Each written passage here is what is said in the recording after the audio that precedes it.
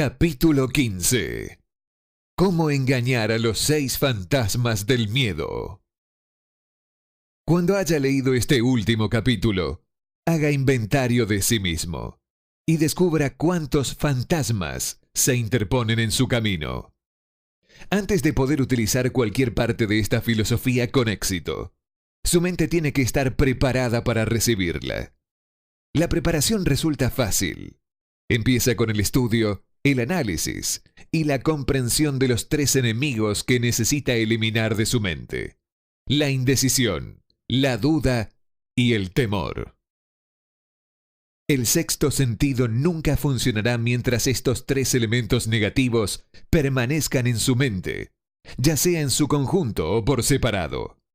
Los elementos de este trío infernal se hallan estrechamente relacionados. Allí donde haya uno de ellos, puede estar seguro de que los otros 2 se encuentran también cerca.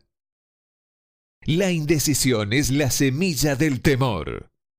Recuérdelo a medida que siga con la lectura. La indecisión se cristaliza en la duda, y ambas se mezclan y se convierten en temor. El proceso de mezcla suele ser lento. Esa es una de las causas por las que estos 3 enemigos son tan peligrosos. Germinan y se desarrollan sin que su presencia sea detectada. El resto de este capítulo describe un objetivo que debe alcanzar antes de que pueda poner en práctica esta filosofía en su conjunto. También analiza una condición que ha reducido a gran número de personas a la pobreza y afirma una verdad que debe ser comprendida por todos quienes acumulan riquezas. Se midan estas en términos de dinero o de un estado mental, mucho más valioso que el dinero, por cierto. El propósito de este capítulo es enfocar nuestra atención sobre la razón y el remedio de los 6 temores básicos. Antes de poder dominar a un enemigo, debemos conocer su nombre, sus hábitos y el lugar de residencia. A medida que lea, analícese a sí mismo y determine cuál de los 6 temores básicos está con usted, si es que tiene alguno. No se deje engañar por los hábitos de esos enemigos sutiles. A veces permanecen ocultos en el subconsciente. En él son difíciles de localizar y aún más difíciles de eliminar. Los 6 miedos básicos. Hay 6 miedos básicos, de los que todo ser humano sufre en una u otra ocasión, ya sea por cada uno de ellos o en una combinación de los mismos. Cualquier persona sería afortunada si no sufriera de los 6. Citados por el orden en que suelen aparecer son: el temor a la pobreza, el temor a la crítica, el temor a la enfermedad, el temor a la pérdida del amor de alguien, el temor a la vejez, el temor a la muerte. Todos los demás temores son de menor importancia. Todos ellos pueden ser agrupados bajo estos 6 enunciados. La ocurrencia de estos miedos, como una maldición al mundo, funciona en ciclos. Durante cada 6 años, mientras la depresión económica estaba presente, procedimos con dificultad en el ciclo del miedo a la pobreza. Durante la Guerra Mundial, estuvimos en el ciclo del miedo a la muerte. Justo después de la guerra, estuvimos en el ciclo del miedo a la mala salud, como prueba de la epidemia de enfermedades que se esparció en todo el mundo. Los temores no son más que estados de la mente. El estado de la mente de cada cual se haya sometido a control y dirección. Los médicos, como todo el mundo sabe, están menos propensos a ser atacados por la enfermedad que las personas comunes y corrientes, debido a que no le temen a las enfermedades. Se sabe que los médicos, sin miedo o escrúpulos, son conocidos porque entran en contacto físico con cientos de personas, diariamente, que estaban sufriendo de dichas enfermedades, contagiosas como varicela, sin verse infectados. Su inmunidad contra la enfermedad consistió en gran parte, si no solamente, en su absoluta carencia de miedo. El hombre no puede crear algo que no haya concebido previamente en forma de un impulso de pensamiento. Tras haber hecho esta afirmación, hay que hacer otra de mayor importancia incluso. Los impulsos del pensamiento del hombre comienzan a trasladarse de inmediato en su equivalente físico, al margen de que esos pensamientos sean voluntarios o involuntarios. Los impulsos de pensamiento que son captados por simple casualidad, pensamientos emitidos por otras mentes, pueden determinar el destino financiero, empresarial, profesional o social con la misma seguridad que los impulsos de pensamiento que uno mismo crea con intención y diseño. Estamos estableciendo aquí los fundamentos para la presentación de un hecho de gran importancia para quien no comprende por qué algunas personas parecen tener suerte, mientras que otras, de igual o mayor habilidad, entrenamiento, experiencia o capacidad cerebral, parecen destinadas a sufrir desventuras. Ese hecho se explica con la afirmación de que todo ser humano tiene la habilidad de controlar su propia mente por completo y, con ese control, es evidente que cada persona puede abrir su mente a los impulsos de pensamiento emitidos por otros cerebros, o cerrarla a cal y canto, y admitir únicamente aquellos impulsos de pensamiento de su propia elección. La naturaleza ha entregado al hombre un control absoluto sobre una sola cosa: el pensamiento. Esto, unido al hecho de que todo lo que el ser humano crea se inicia en la forma de un pensamiento, nos conduce muy cerca del principio mediante el cual podemos llegar a dominar el temor. Si es verdad que todo pensamiento tiene una tendencia a transformarse en su equivalente físico, y eso es cierto, más allá de todo espacio razonable para la duda, también será cierto que los impulsos de pensamiento de temor y de pobreza no pueden traducirse en términos de valor y ganancia financiera. Los pueblos de América empezaron a pensar en la pobreza después de la caída de Wall Street en 1929. Lamentablemente, pero seguramente, esa masa creyó que estaba cristalizada en su equivalente físico, que era conocido como una depresión. Esto tuvo que pasar. Está de acuerdo con las leyes de la naturaleza. El temor a la pobreza. No puede haber compromiso alguno entre la pobreza y la riqueza. Los dos caminos que conducen a ellas van en direcciones opuestas. Si lo que usted desea son riquezas, tiene que negarse a aceptar cualquier circunstancia que conduzca hacia la pobreza.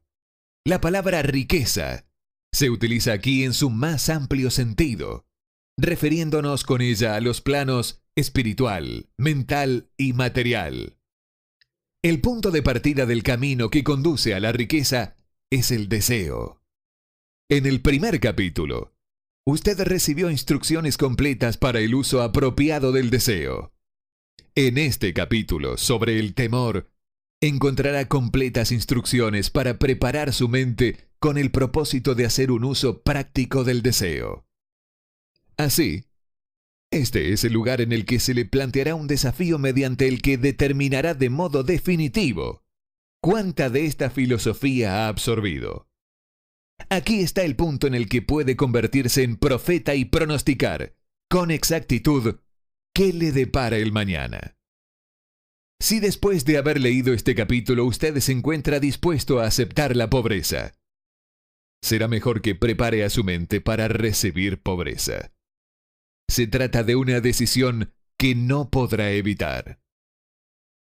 Si lo que exige son riquezas, determine en qué forma las recibirá y cuánto necesitará para sentirse satisfecho.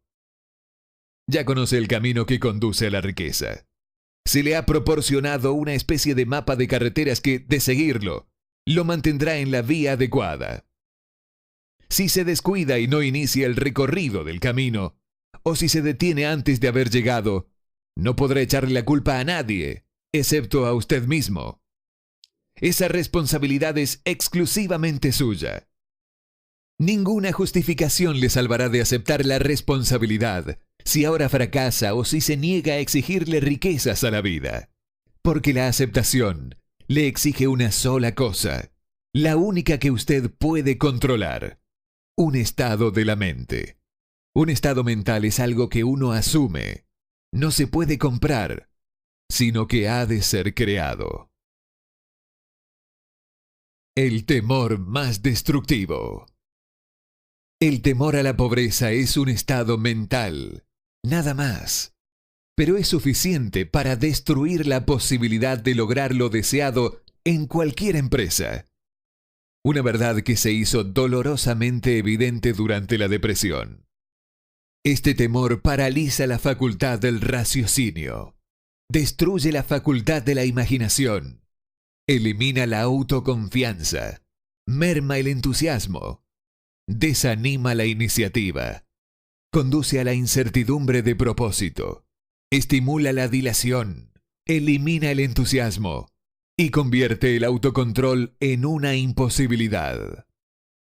Le arrebata a uno el encanto de la personalidad, destruye la posibilidad de pensar con exactitud, distrae la concentración del esfuerzo, domina la perseverancia, reduce la fuerza de voluntad a la nada, socava la ambición, ensombrece la memoria e invita al fracaso en toda forma concebible. Mata el amor y asesina las emociones más exquisitas del corazón. Desanima la amistad e invita al desastre en 100 formas diferentes. Conduce al insomnio, la miseria y la infelicidad. Y todo ello a pesar de la evidente verdad de que vivimos en un mundo de sobreabundancia de todo aquello que podamos desear, sin nada que se interponga entre nosotros y nuestros deseos, excepto la falta de un propósito definido. El temor a la pobreza es, sin una pizca de duda, el más destructivo de los 6 temores básicos. Ha sido situado a la cabecera de la lista porque resulta el más difícil de dominar. El temor a la pobreza surge de la tendencia heredada del hombre a devorar a sus semejantes en el plano económico. Casi todos los animales inferiores se ven motivados por el instinto, pero su capacidad para pensar es limitada y, en consecuencia, se devoran físicamente los unos a los otros. El hombre, con su sentido superior de la intuición y capacidad para pensar y razonar, no se come físicamente a sus semejantes. Obtiene mayor satisfacción cuando lo devora financieramente. El hombre es tan avaro que ha necesitado aprobar toda clase de leyes concebibles para salvaguardarlo de su prójimo. De todas las eras del mundo de las que sabemos algo, la era en la que vivimos parece ser sobresaliente, debido a la locura por el dinero. Un hombre es considerado menos que el polvo de la tierra, a menos que pueda mostrar que tiene una gran cuenta bancaria. Pero si tiene dinero, sin importar cómo lo adquirió, él es un rey o un personaje importante. Está sobre la ley, gobierna en la política, domina en los negocios y todo el mundo que lo rodea hace una reverencia de respeto cuando pasa. Nada produce tanto sufrimiento y humillación al hombre como la pobreza. Solo los que la han experimentado comprenden todo el significado de esta afirmación. No es de extrañar entonces que el hombre tema a la pobreza. A lo largo de una abundante serie de experiencias heredadas, el hombre ha aprendido que no se puede confiar en algunos de su especie cuando se trata de cuestiones relacionadas con el dinero y con las posesiones terrenales. Esto es más bien una acusación incitante. Lo peor es que es verdad. La mayoría de los matrimonios están motivados por la riqueza poseída por uno o ambas partes contratantes. Por consiguiente, no es milagro que las cortes de divorcio estén siempre copadas. El hombre experimenta tal avidez por poseer dinero que está dispuesto a adquirirla de todas las maneras posibles, por medios legales si es posible, o por otros si es necesario. El autoanálisis puede poner al descubierto debilidades que a uno no le gustaría reconocer. Esta forma de examen es esencial para todos aquellos que exigen de la vida algo más que mediocridad y pobreza. Al analizarse a sí mismo punto por punto, recuerde que, en este caso, usted es juez y parte, fiscal y defensor, acusador y acusado. Y recuerde también que está afrontando un juicio. Así, enfréntese a los hechos directamente. Hágase preguntas concretas y exíjase respuestas directas. Una vez que haya terminado el examen, sabrá más sobre sí mismo.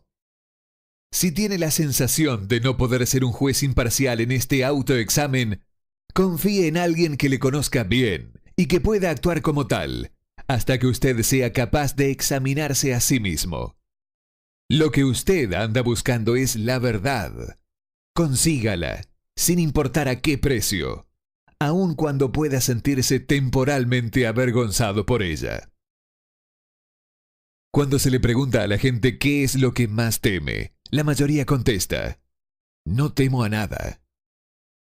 La contestación es inexacta, porque pocas personas se dan cuenta de que se encuentran amenazadas, obstaculizadas, fustigadas en lo espiritual y en lo físico por alguna forma de miedo.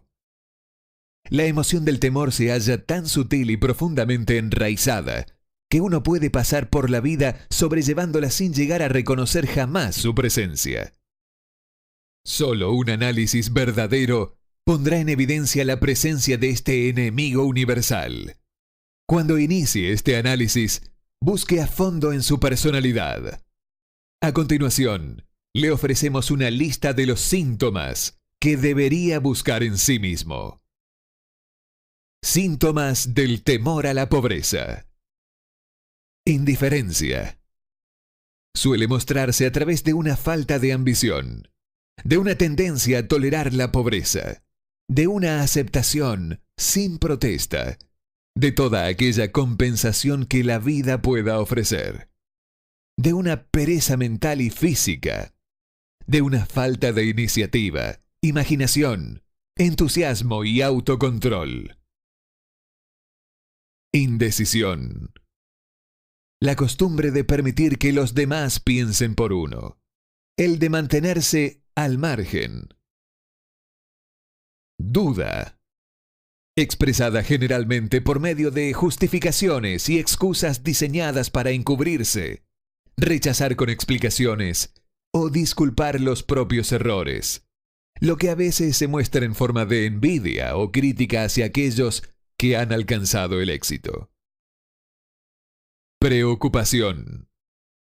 Suele expresarse por el descubrimiento de faltas en los demás, una tendencia a gastar más que los ingresos propios, un descuido del aspecto personal, la burla y el fruncimiento de cejas, la intemperancia en el uso de las bebidas alcohólicas y, a veces, en el uso de narcóticos, nerviosismo, falta de severidad y de autoconciencia.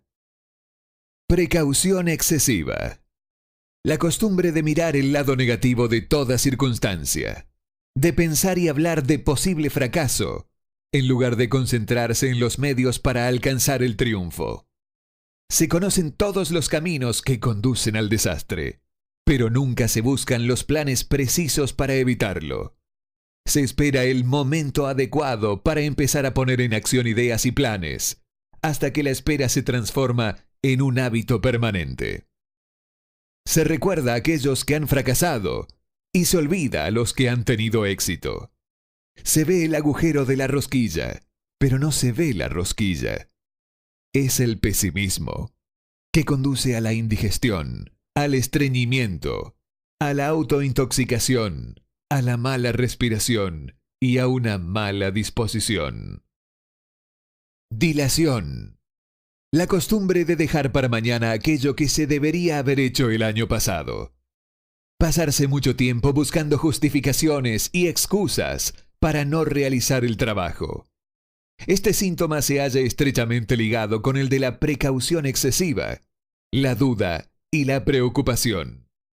la negativa a aceptar la responsabilidad siempre que ésta se pueda evitar, la voluntad de encontrar un compromiso, en lugar de levantarse y luchar con firmeza, el comprometerse con las dificultades, en lugar de dominarlas y utilizarlas como peldaños para seguir avanzando, el intentar conseguir gangas de la vida, en lugar de exigir prosperidad, opulencia, riquezas, satisfacción y felicidad. Planificar lo que se ha de hacer solo cuando se ha producido el fracaso, en lugar de quemar todas las naves y hacer que la retirada sea imposible. La debilidad de la confianza en uno mismo y, a menudo, la total ausencia de la misma, así como de la definición de propósito, autocontrol, iniciativa, entusiasmo, ambición, frugalidad y una sana habilidad para el razonamiento. El esperar la pobreza en lugar de exigir la riqueza. El asociarse con aquellos que aceptan la pobreza y no buscar la compañía de quienes exigen y reciben la riqueza. El dinero habla. Algunos preguntarán, ¿por qué ha escrito un libro sobre el dinero? ¿Por qué medir las riquezas en dólares? Algunos pensarán que hay otras formas de riqueza mucho más deseables que el dinero. Y estarán en lo cierto. Sí, hay riquezas que no pueden medirse en términos monetarios. Pero millones de personas dirán, dame todo el dinero que necesito y yo me encargaré de encontrar aquello que deseo. La razón principal por la que he escrito este libro es porque millones de hombres y mujeres se encuentran paralizados por el temor a la pobreza. Lo que esa clase de temor es capaz de hacerle a uno fue muy bien descrito por Whitbrook Pigler.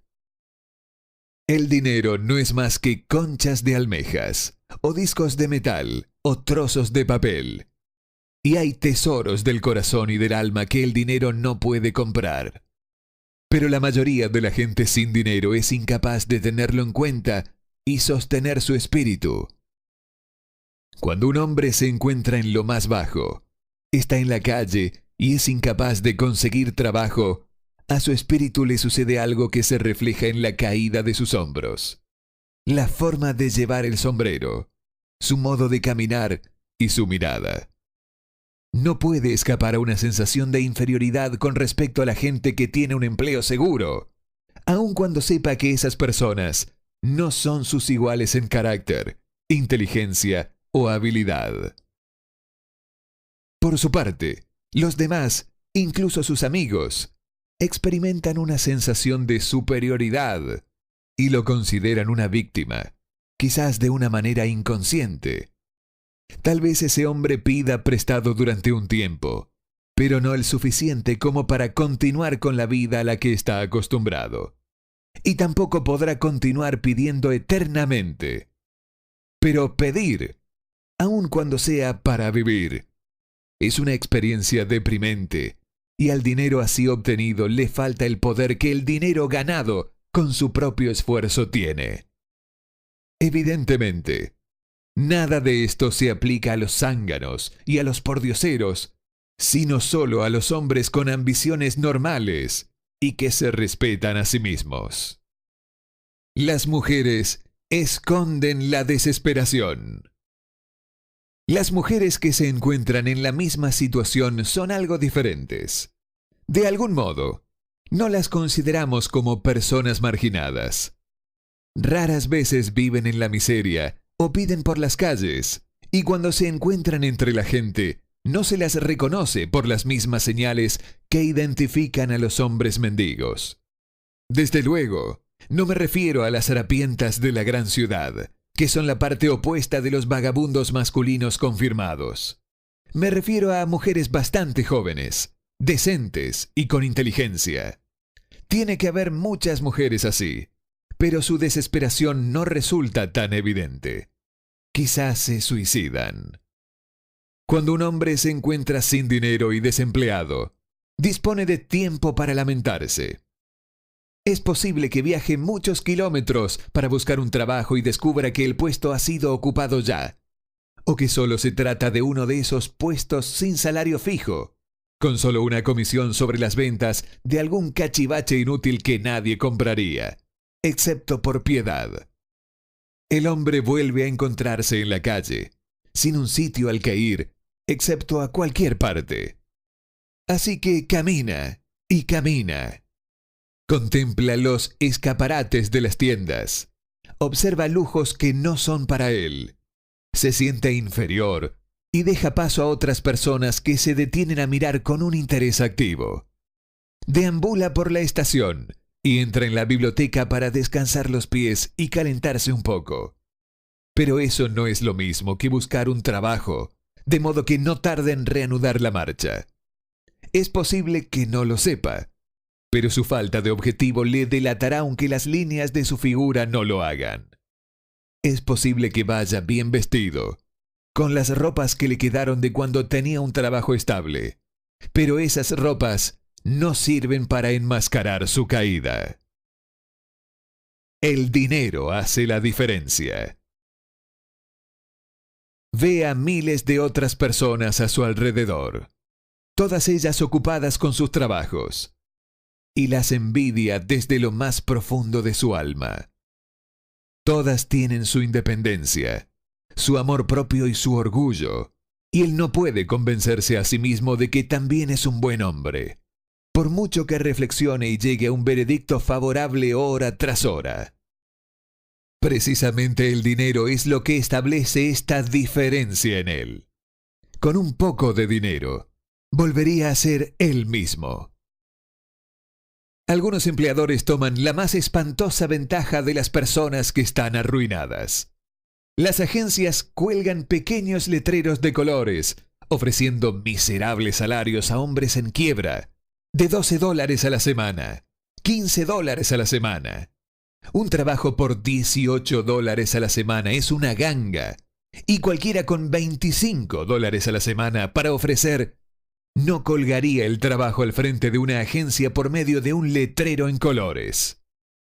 Yo tengo un aviso cortado con tijeras de un periódico local pidiendo un empleado de oficina, un buen y limpio escritor para tomar pedidos telefónicos para un local de sándwiches de 11 a.m. a 2 p.m. por $8 al mes. No $8 a la semana, sino que 8 al mes. El aviso también decía: religión del Estado. ¿Puede usted imaginar el brutal descaro de cualquiera que exija un empleado de oficina bueno y limpio por 11 centavos la hora, investigando la religión de la víctima? Pero eso es lo que le ofrecen a las personas que están en la ruina. El temor a la crítica. Nadie puede afirmar con precisión cómo llegó el hombre a experimentar este temor, pero lo cierto es que lo experimenta, y de una forma muy fuerte. Algunos creen que este miedo apareció en el momento en que los políticos se profesionalizaron. Otros creen que se puede remontar a la época cuando las mujeres por primera vez se empezaron a preocupar de los estilos en su vestimenta. Este autor atribuye el temor básico a la crítica a esa parte de la naturaleza heredada del hombre que lo induce no solo a arrebatar los bienes y mercancías de sus semejantes, sino también a justificar su actuar mediante la crítica del carácter de los demás. Es un hecho ampliamente conocido que un ladrón critica al hombre al que ha robado, que los políticos que buscan un puesto no despliegan sus propias virtudes y sus calificaciones, sino que intentan desmerecer a sus contrincantes. El miedo al criticismo toma muchas formas, la mayoría de las cuales son nimias y mundanas. Por ejemplo, los calvos son así por ninguna otra razón que su miedo al criticismo. Las cabezas se ponen calvas, debido a las bandas muy ajustadas de los sombreros que cortan la circulación desde las raíces del pelo. Los hombres usan sombreros no porque realmente los necesiten, sino principalmente porque todos lo están haciendo. El que sigue el ejemplo y del mismo modo por miedo de que el otro individuo lo critique. Las mujeres rara vez son calvas, o incluso tienen poco pelo, porque ellas usan sombreros que les queden sueltos, donde el único propósito de ellos es adornar. Pero no se debe asumir que las mujeres están libres de su miedo al criticismo. Si alguna mujer reclama diciendo que es superior a un hombre con respecto a este miedo, pídale que vaya por la calle usando un sombrero de los años 1890. Los astutos fabricantes de ropa no han sido flojos a la hora de capitalizar este temor básico por la crítica, con el que toda la humanidad ha sido maldecida. Cada temporada cambian los estilos de numerosos artículos. ¿Quién establece los estilos? Desde luego no es la persona que compra la ropa, sino el fabricante. ¿Por qué éste cambia los estilos con tanta frecuencia? La respuesta es obvia: para vender más ropa. Por la misma razón, el fabricante de automóviles cambia todas las temporadas los modelos de sus vehículos. Nadie quiere conducir un automóvil que no sea de los últimos salidos de fábrica. Hemos descrito la forma en que la gente se comporta bajo la influencia del temor a la crítica, tal y como se aplica a las pequeñas y mezquinas cosas de la vida. Examinemos ahora el comportamiento humano cuando ese temor afecta a las personas en relación con acontecimientos más importantes de las relaciones humanas. Tomemos, por ejemplo, a cualquier persona que haya alcanzado la edad de la madurez mental, de los 35 a los 40 años de edad como promedio. Si pudiéramos leer sus pensamientos, encontraríamos una decidida incredulidad hacia las fábulas enseñadas por la mayoría de los dogmáticos de hace unas pocas décadas. No obstante, usted no encontrará a menudo una persona que tenga el valor de asegurar abiertamente su creencia sobre este tema. La mayoría de las personas, si son presionadas lo suficiente, dirán una mentira en lugar de admitir que no creen las historias asociadas con esa forma de religión que mantuvieron a las personas en la esclavitud antes de la era del descubrimiento científico y educación. ¿Por qué la persona media, incluso en una época de tantos conocimientos como la actual, no se atreve a negar su creencia en las fábulas? La respuesta es: por el temor a la crítica. Los hombres han sido criticados por atreverse a expresar su incredulidad acerca de los fantasmas. No resulta nada extraño que hayamos heredado una conciencia que nos hace temer la crítica. No hace mucho tiempo, la crítica comportaba severos castigos, y aún los acarrea en algunos países. El temor a la crítica priva al hombre de su iniciativa, destruye su poder de imaginación, limita su individualidad, le roba la confianza en sí mismo y daña de muchas maneras.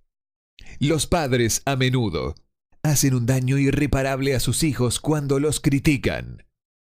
La madre de uno de mis compañeros de infancia solía castigarlo casi a diario con un palmetazo, completando la acción con la siguiente afirmación: terminarás en la cárcel antes de que cumplas los 20 años.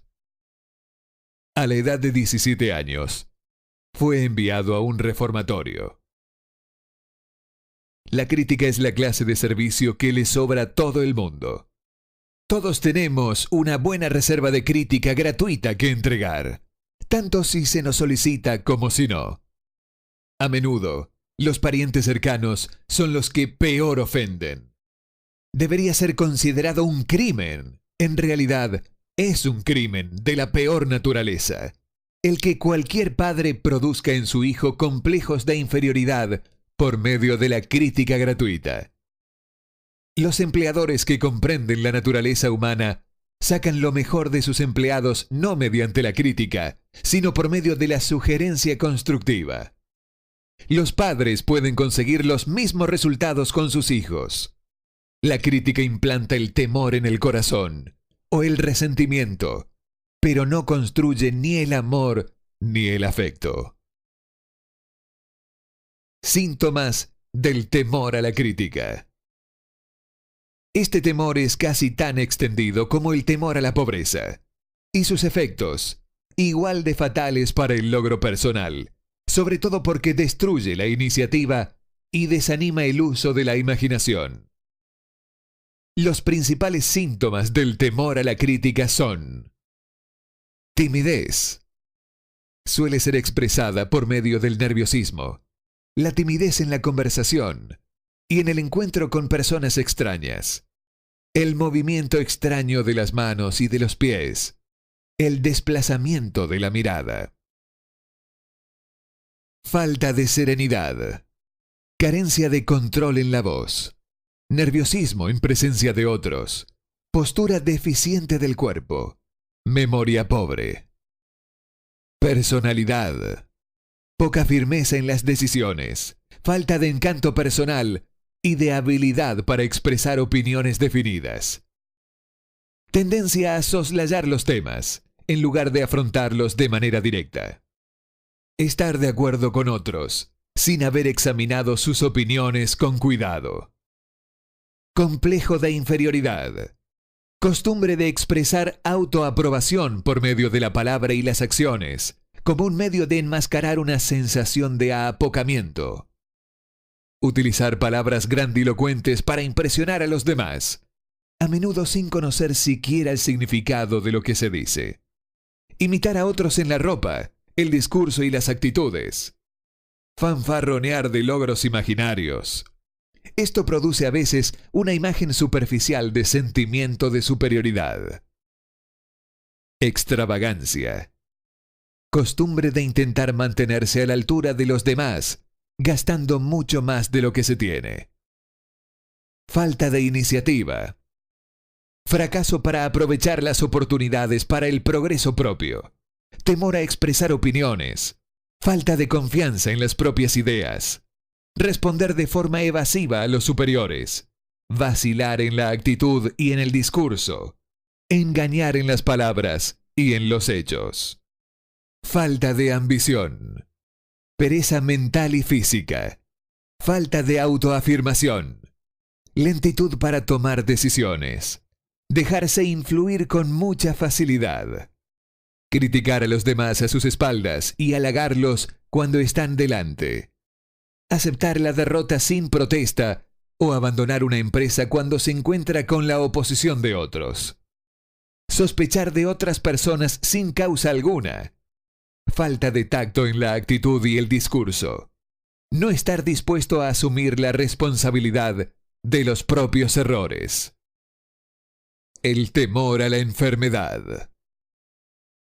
Este temor tiene sus orígenes en la herencia, tanto física como social.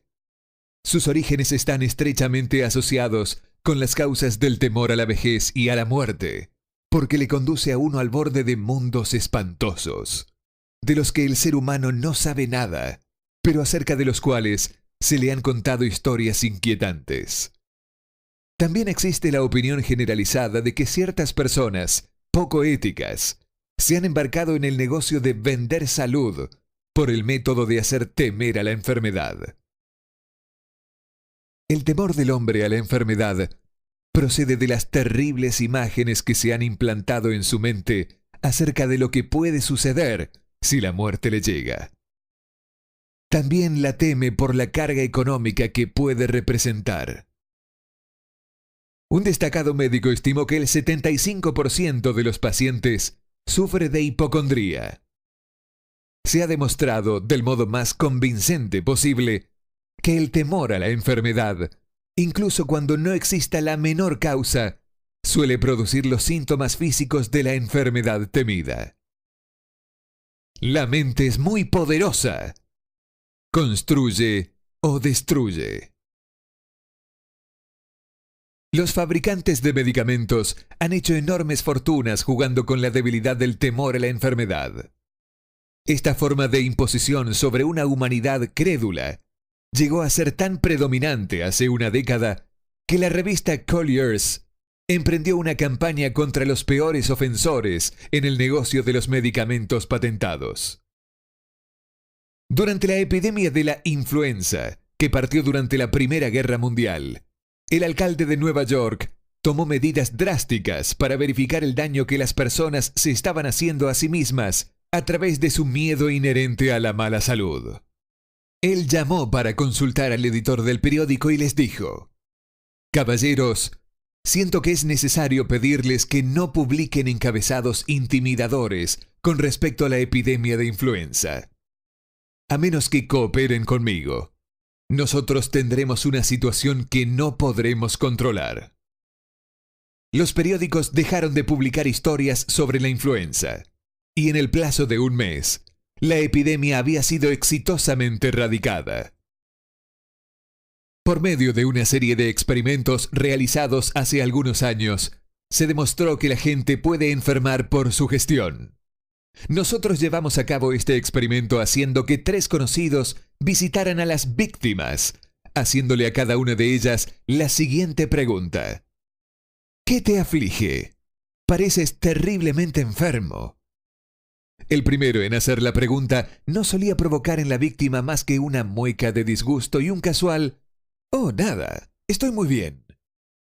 El segundo solía encontrarse con la siguiente respuesta: «No lo sé con exactitud, pero me encuentro mal». La víctima admitía ante el tercero que se encontraba enferma. Si lo duda, intente hacer lo mismo con un conocido, pero no lleve el experimento demasiado lejos. Existe cierta secta religiosa cuyos miembros se vengan de sus enemigos mediante el método del embrujamiento. Dicen que hechizan a la víctima. Hay pruebas de sobra de que la enfermedad suele comenzar en forma de un impulso de pensamiento negativo. Tal impulso puede pasar de una mente a otra por sugestión o ser creado por una persona en su propia mente. Un hombre bendecido con mucha más sabiduría de lo que el siguiente incidente pudiera indicar, dijo en cierta ocasión: «Cuando alguien me pregunta cómo me siento, mi respuesta sería darle un puñetazo». Los médicos aconsejan un cambio de clima a sus pacientes en beneficio de su salud, cuando lo realmente necesario sería un cambio de actitud mental. La semilla del temor a las enfermedades se encuentra en cada mente humana. La preocupación, el temor, el desánimo, la desilusión en el amor y el fracaso en los negocios permiten que esta semilla germine y se desarrolle. La reciente depresión económica mantuvo a los doctores en movimiento debido a que cualquier forma de pensamiento negativo podía causar enfermedad. Las desilusiones en los negocios y en el amor se encuentran a la cabeza de la lista de causas de temor a la enfermedad. Un hombre joven sufrió una desilusión amorosa que lo envió al hospital. Estuvo luchando durante meses entre la vida y la muerte.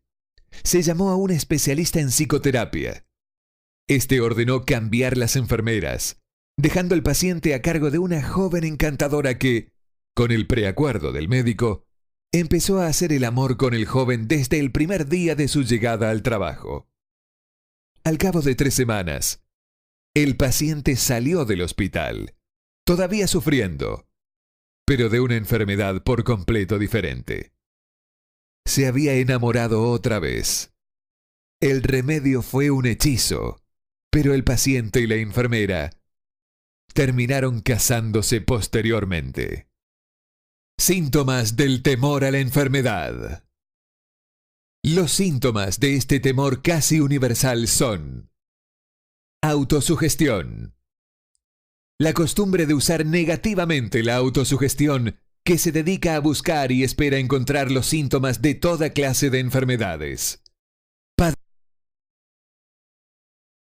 El temor a la vejez. El temor a la muerte. Todos los demás temores son de menor importancia.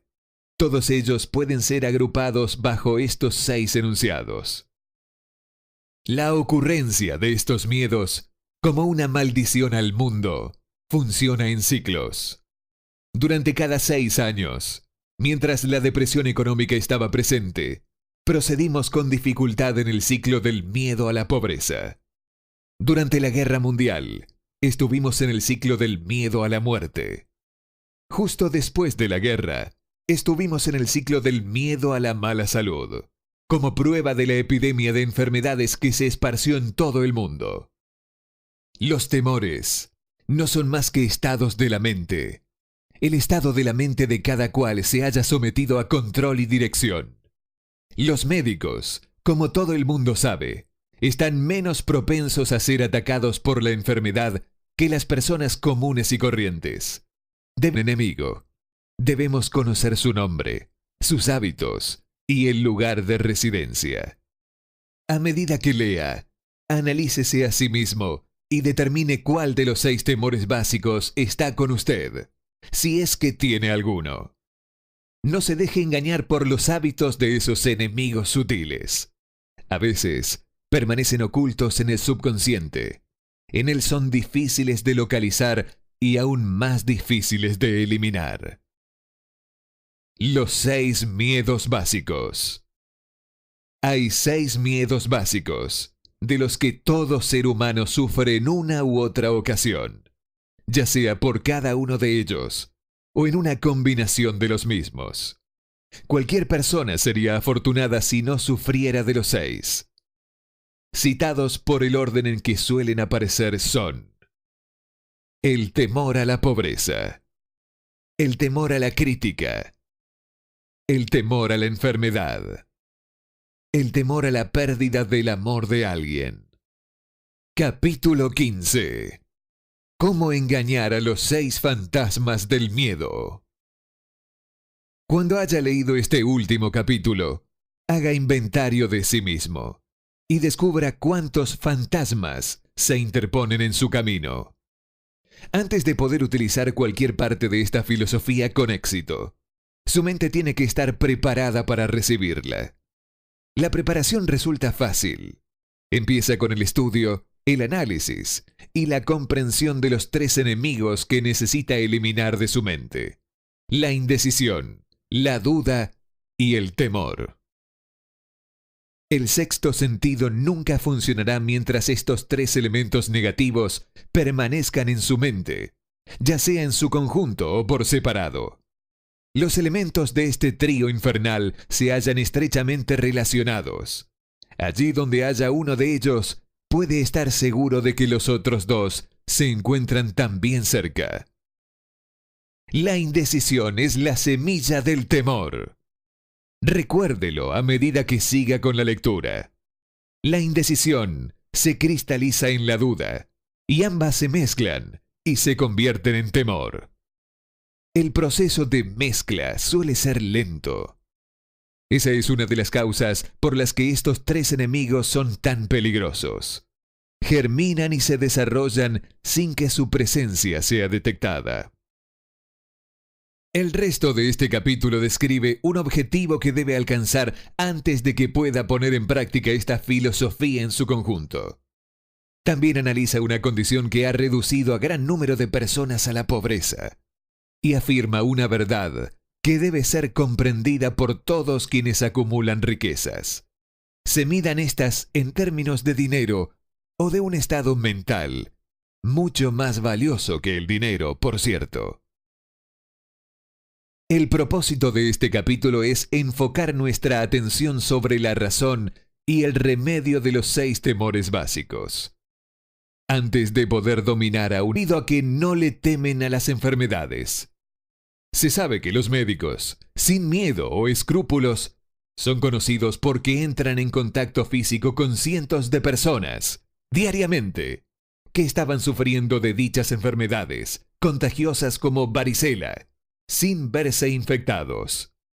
Su inmunidad contra la enfermedad consistió en gran parte, si no solamente, en su absoluta carencia de miedo. El hombre no puede crear algo que no haya concebido previamente en forma de un impulso de pensamiento.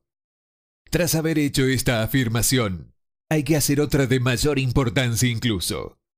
Los impulsos del pensamiento del hombre comienzan a trasladarse de inmediato en su equivalente físico, al margen de que esos pensamientos sean voluntarios o involuntarios. Los impulsos de pensamiento que son captados por simple casualidad, pensamientos emitidos por otras mentes, pueden determinar el destino financiero, empresarial,